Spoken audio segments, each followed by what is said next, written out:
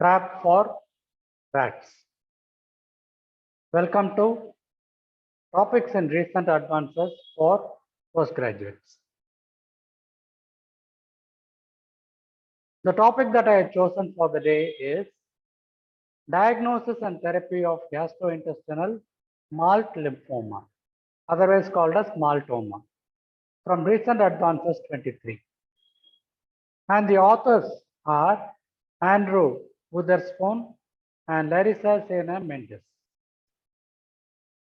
The enclosure shows a number of vital questions that can be asked or have been asked related to this topic. First things first, always I would advise my students to divide the questions into compartments so that you do not miss anything.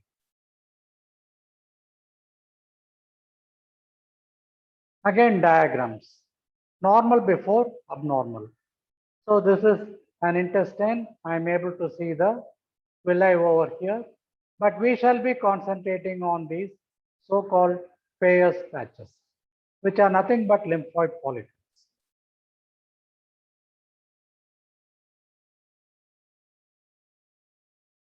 And coming to the introduction, this was a term that was coined by Isaacson and Wright in 1983. B-cell lymphomas in extra-nodal sites, which mean small intestine, appendix, colorectum. Peyer's patches of the terminal ileum are the most common sites. Apart from that, there are others which we shall be mentioning. The first thing will be a therapeutic diagnosis. Is it responding to antibiotics? So in that way, we will be ruling out a reactive lymphoid hyperplasia. And this is the histological mimic of what we had seen earlier. So the villi, I am able to see the multiple follicles with the germinal centers, the smooth muscle externally. I hope we people have got an idea of it. Peyer's patches, it has got its own importance elsewhere in inflammatory disorders such as typhoid. This is a little weird, and we should confess that there is a difficulty in understanding this. What I thought was the germinal center was the center, but it is slightly eccentric and incompletely surrounded by the mantle zone, which in turn is bordered by the marginal zone. So please remember three divisions: the germinal center, mantle zone, and the marginal zone. That is what we people are seeing over here. This is a well-defined or demarcated follicle in which I'm having a dark zone, a light zone, and then there is a follicular mantle. The dark zone, light zone, follicular mantle, which again will be surrounded by the marginal zone. What are these dark and light zones? We people shall be seeing.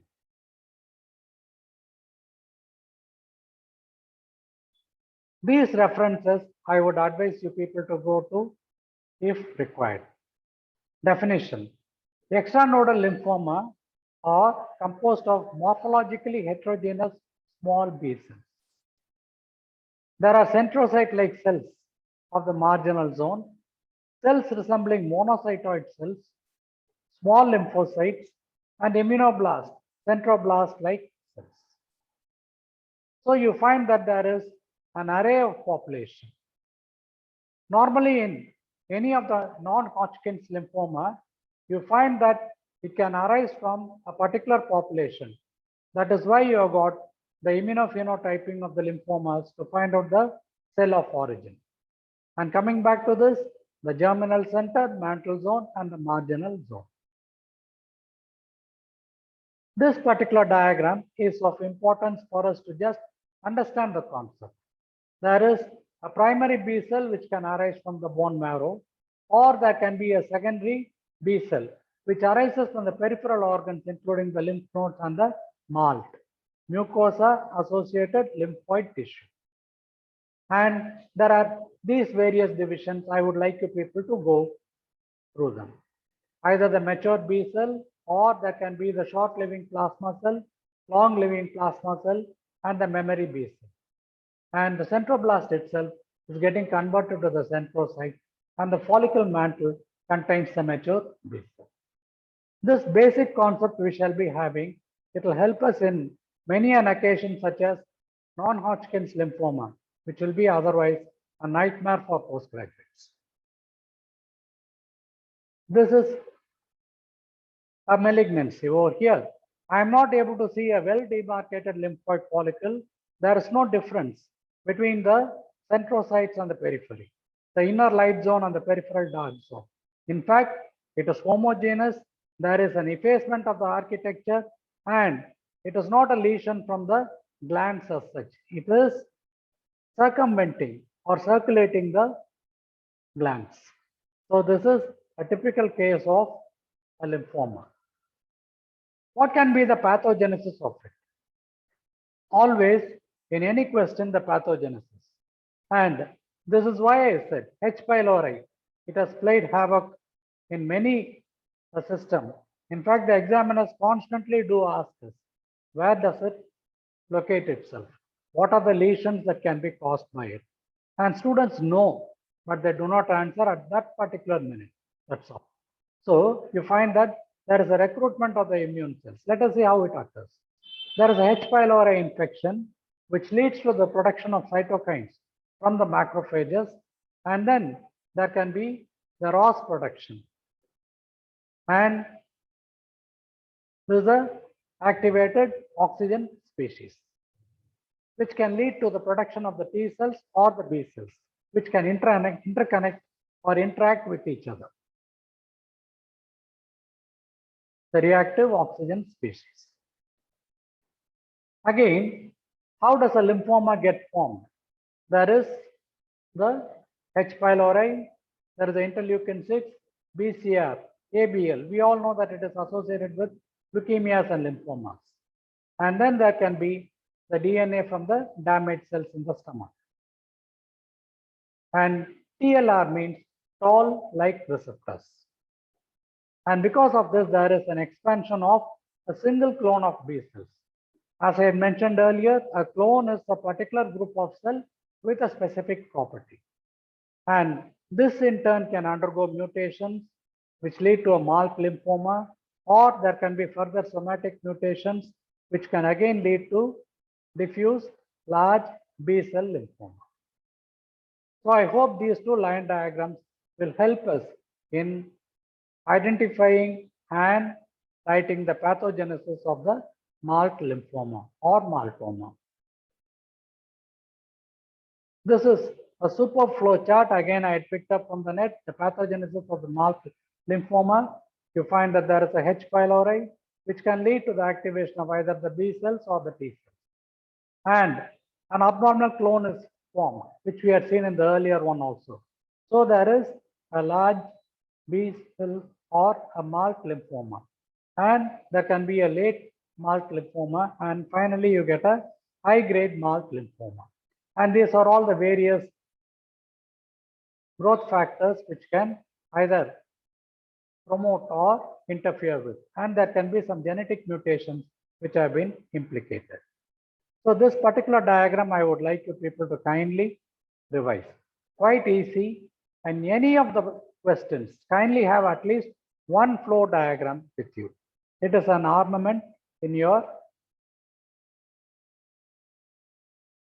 This again is a recommended reference. As I had mentioned earlier, the lymphoma by itself is vast, and as I had been picking up quite a lot of references, this I feel is worth going back to.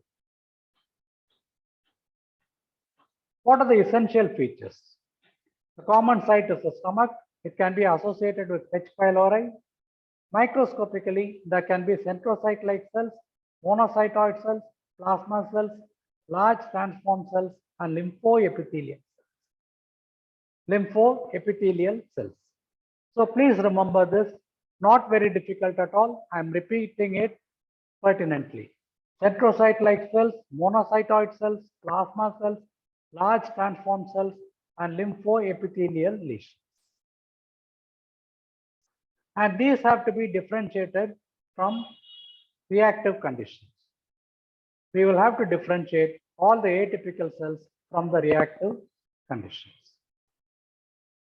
Look at this one. The moment we see, I always tell my students, non-Hodgkin's lymphoma, if you see one field, you need not see anything else. It will be an exact mimic of it elsewhere. This has been picked up from web pathology. I find that there is an effacement of the entire architecture of the follicle.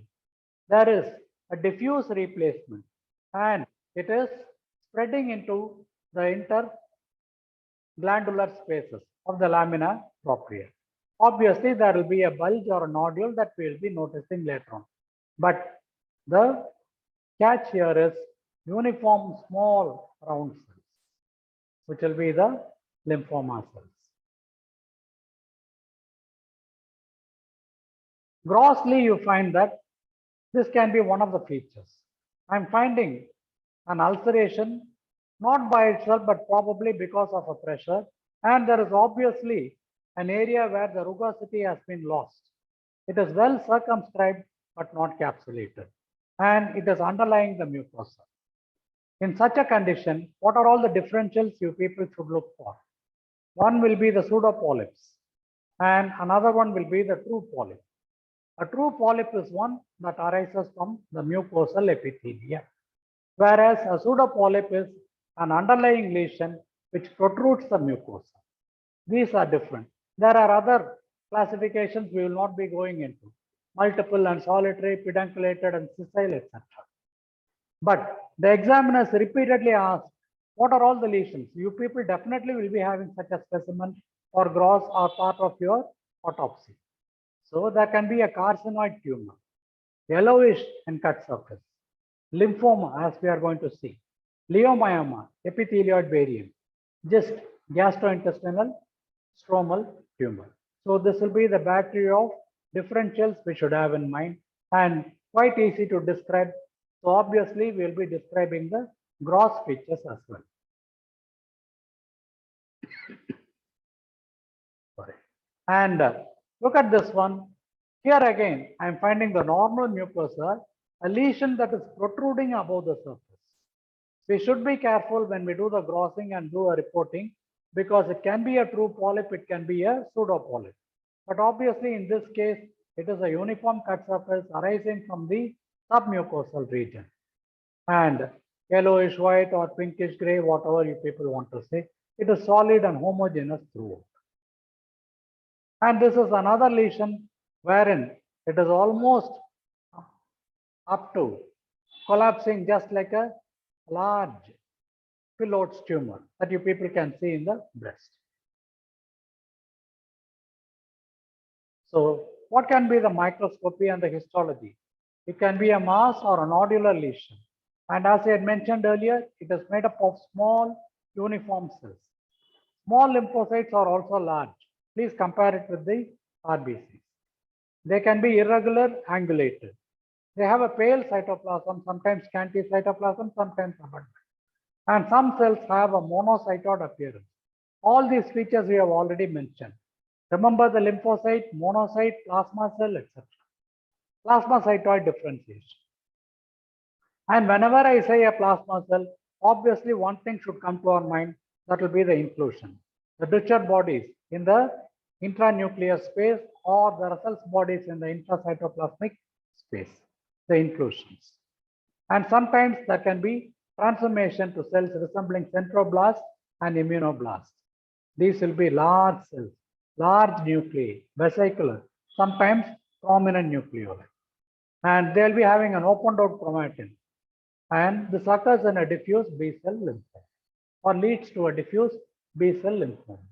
The histology, it is quite easy, and I have made it a little simple for the students, avoiding the paragraphs in between so that we can recollect the points and then write. Another reference, always students feel that something more is there or even teachers can say so. We shall go to the references.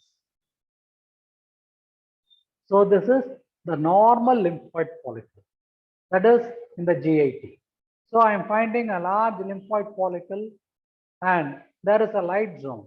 And in this I am able to see some paler areas. Probably these are all some centrocyte-like cells.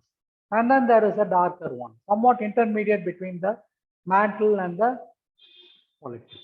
So these are the darker cells over here, which are gradually becoming mature, and then there will be the mantle. Sometimes you find that maturation arrest can occur at this particular zone, which leads to a mantle lymphoma, a newer terminology. So, in the early stages, MALT resembles Maltoma or a lymphoma. There is an expansion of the marginal zone, reactive follicles, intact mantle. And in the marginal zone, you will be finding cellular atypia, irregular lymphocytes or atypical cells, indented nuclei. I'll be showing you a picture of it later on. Monocytoid cells, plasma cell differentiation. Plasma cell is the last cell that you people can get in the maturation, from which you will be getting the immunoglobulins. Obviously, there will be a defective maturation, as a result of which there can be defective immunoglobulin production by these. So look at this one, we shall be repeating it and have repeated any number of times. A follicular mantle, light zone, dark zone. And the neoplastic cells can extend beyond the follicle. That I had shown you in one of the pictures earlier. It is not just one follicle, that many have got fused and the entire region is becoming replaced by the lymphoma, infiltrating into the lamina propria. Here, diffuse, sheets, and look at the distance between the nuclei, which is equal to the cytoplasm shared by the adjacent two cells. There is an angulation that can be seen, and some cells are having a monocytoid appearance. Some have got a histiocytoid appearance. So these may be there. So it is probably a mixed lymphoma-like picture around the gastric glands and the crypts. Over here, effacement, destruction of the architecture, diffusion appearance. These are all the words that you people will have to use. Carcinoid, for example, can be a differential diagnosis, but will be having a definite pattern. The cells can be found in islets or in a trabecular form.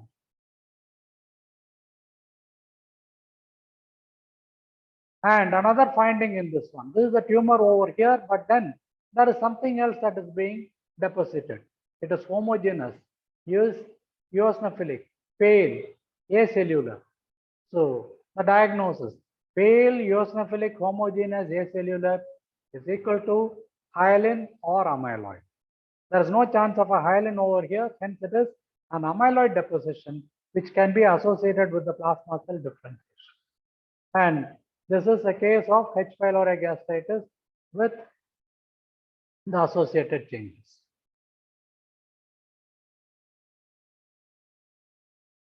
The references over here, courtesy to them. What I had promised, I will deliver. This is what I said. Whenever there is a lymphoma, there can be a leukemia. And leukemia is nothing but the spillover of the lymphoma cells into the peripheral blood. And always when it is a peripheral blood, the architecture can be well made of. The cells are large because they have been spread out. Nucleus is large with indentation, very clearly monocytoid. Prominent nucleoli can be seen. Whereas the tissue counterpart is like this, in which I cannot make out any of the cellular details, but the architecture is splendid. So I hope you people can recognize the leukemic phase of a MALT lymphoma. This is a stomach that is showing a lymphoma over here. And these are the various sites.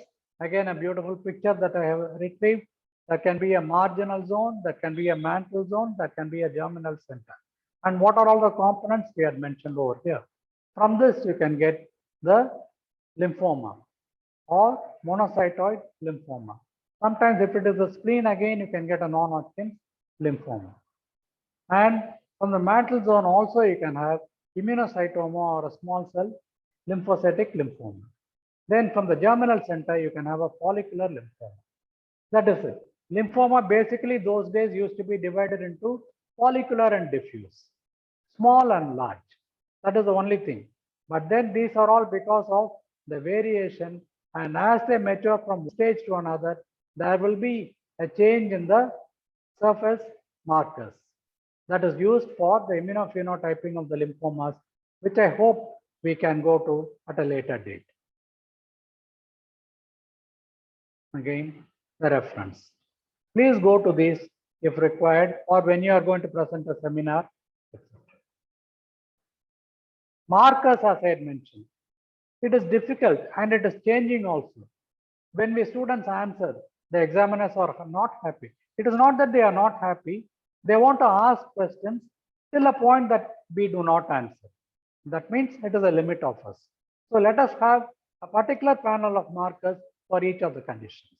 So for Malt lymphoma, these are all the markers over here. CD19, 20, 22, 17A, etc. BCL2, as we had mentioned. And for the plasma cells, obviously kappa or lambda. Intermixed cells, 21, 23, and 35.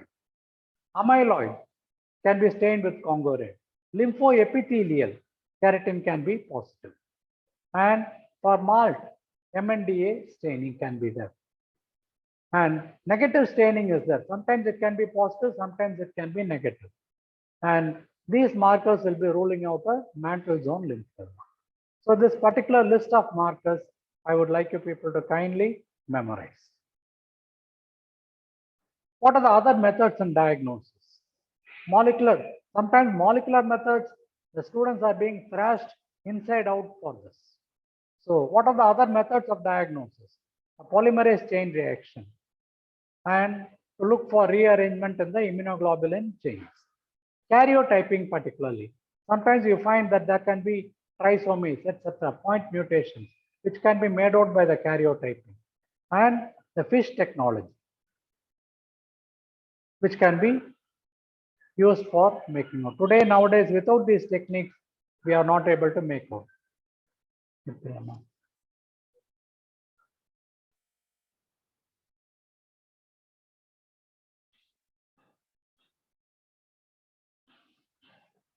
What can be the list of differential diagnosis? Always have differential diagnosis in your mind. For example, the Hodgkin's-Reed-Sternberg cell, that can be Reed-Sternberg-like cells, which can be seen in non-Hodgkin's lymphoma, or sometimes in other conditions such as infectious mononucleosis also. So similarly, we shall be having a list of differential diagnosis. A beautiful reactive follicle, the light cells are there, dark cells are there, and then there is a follicular mantle marginal zone. These are all seen. These can be seen in severe H. pylori induced gastritis. Sometimes you find they can be seen in CLL and SLL. Mantle lymphoma, follicular lymphoma, plasmacytoid lymphoma, muscle body gastritis. So these are all some of the differential diagnoses that have been given. And clinical manifestation, this should have been one of the first slides. They say that H. pylori is more common in Europe than in our country. But fortunately or unfortunately, we are seeing a good number of those in our gastric biopsies. Occurs more than 50 years, that is the Maltoma. Dyspepsia and vomiting are common. Disordered bowel habits, rectal bleeding, erosions, obstruction, which is rare. In fact, when it was protruding, I thought one of the common complications would be intersusception. But then it is mentioned it is relatively rare. So there can be dyspepsia, vomiting, disordered bowel habits. If it is going to be the rectum, there can be rectal bleeding, erosions, ulceration, leading to an anemia and so on. Clinical manifestations. Coming to the immunohistochemistry. Again, the reference is given over here. If people can go back to it, I find that A, C, and E, they are depicting a low-grade marginal lymphoma, marginal zone lymphoma. That is over here, and it is infiltrating the follicle. That is shown in 3. In this, there is a mild positivity that can be made out, whereas A is supposed to be in a gastric biopsy. and B is a diffuse low-grade B-cell lymphoma. So this is one. And what about the other markers over here? We shall be seeing. The same pictures I have enlarged for you people. D and F, they are showing a diffuse large cell lymphoma. Key 67, a growth factor which has got a low proliferative index in a low-grade Maltoma, and it is negative when it is not proliferating. So this is one area where there has been a minimal positivity that is there. So in this case, in D, there is a high proliferative index. Another one is similarly P53 protein, which is absent in the case of E, and in F, I find that there is an overexpression. So please remember these markers. Treatment. When I saw the subheading of treatment, initially I thought it was a treatment of the lymphoma, but then they are mostly referring to the Helicobacter associated treatment, and in which they say if at all there is a lymphoma, it has to be sequentially followed up. Secondly, even if there is a treatment by the oncologist, there is a possibility of a reinfection and a regrowth of the H. pylori. Hence, the patient will have to be followed up with endoscopies and biopsies if required. There is something called as eradication therapy, eradicating the H. pylori. And another complication that we should have in mind will be the gastric adenocarcinoma. So that also should be looked for. Post-eradication biopsy system, all the Gala system can be performed. So these are things that we will have to mention in the treatment. They are all related to H. pylori and not specifically to the tumor as such. And this itself is some kind of a serendipity. What is this one? Finding something good without looking for it.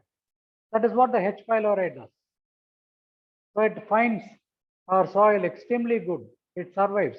There is some kind of a symbiotic relationship, and both the bacter and we live together. Ethos. I have finished. I hope you people find out the language for this. Ethos. It means thank you.